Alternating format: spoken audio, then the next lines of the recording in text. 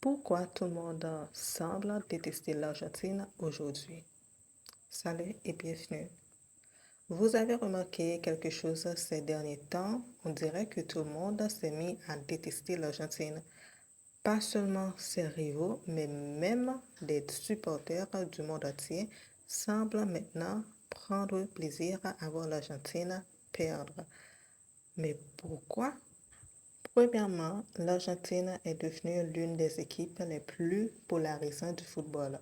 Quand une équipe gagne beaucoup et reste constamment au sommet, elle gagne forcément des millions de supporters. Mais elle gagne aussi des millions de personnes qui veulent absolument la voir perdre.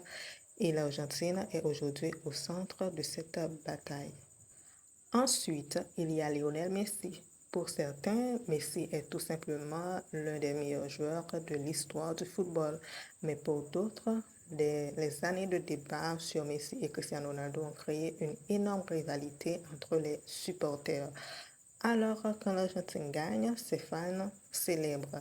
Mais quand elle perd, ses détracteurs célèbrent encore plus. Ah oui. Il y a aussi les polémiques autour de l'arbitrage. Certains supporters pensent que l'Argentine a bénéficié de décisions favorables lors de grandes compétitions.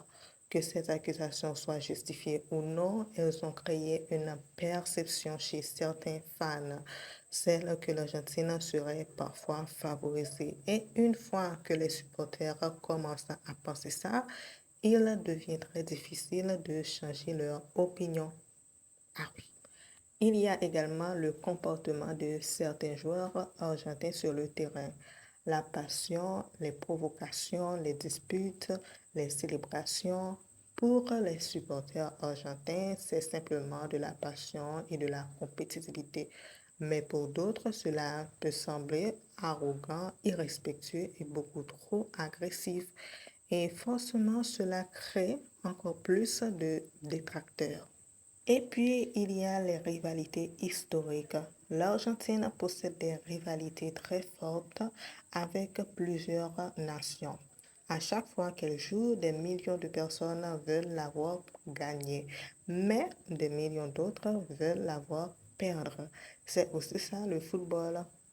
Mais récemment, la polémique a pris une nouvelle dimension après la finale de la Coupe du Monde.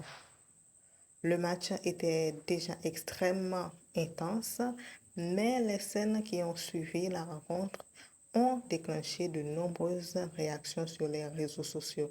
Et soudain, la discussion ne concernait plus seulement le football, les supporters débattaient du comportement des joueurs argentins et de leur attitude après le match.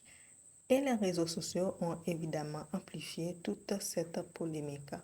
Une seule vidéo peut être vue par des millions de personnes en quelques heures. Les rivalités ressortent, les supporters commencent à affronter et soudain, on a l'impression que le monde entier est contre l'Argentine. Mais est-ce vraiment le cas? Pas forcément. La vérité, c'est que l'Argentine est probablement l'une des équipes les plus aimées, mais aussi l'une des plus détestées du football mondial. La même passion qui lui donne des millions de supporters, qui donne aussi des millions de personnes qui rêvent de la voir perdre. C'est peut-être le prix à payer quand on devient une grande puissance du football, mais tout ça grâce à la FIFA. Ok, alors, est-ce que tout le monde déteste vraiment l'Argentine? Non.